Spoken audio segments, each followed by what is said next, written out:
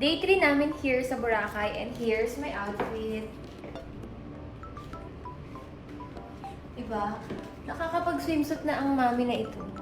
So dahil lalabas tayo, kailangan natin, syempre, hindi pwedeng mawala ang sunscreen. And nilalagay ko din to sa katawan ko, hindi lang sa face.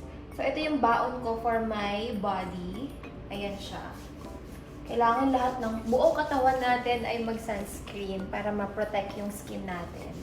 Akala kasi nila pang face lang to, pero ako kasi ginagawa ko siyang face and body sunscreen.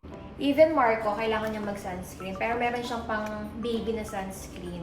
So kailangan baby pa lang nagsa-sunscreen na siya. Iba kasi, kung kailan malaki, tsaka lang sila magsa-sunscreen, hindi nila nare-realize na importante para talaga ang sunscreen sa skin. Kasi nasisira talaga yung barrier ng skin natin kapag everyday na aarawan. Wala siyang protection. Love, lagyan mo ako sa likod.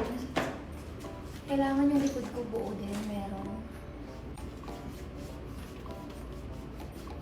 So, ayan, fit check! Lalabas kami with Marco. Naka-shades, wow! Pero yung shades, dyan siya gumagalaw, hindi niya tinatanggal. So, yun lang guys. Bye-bye!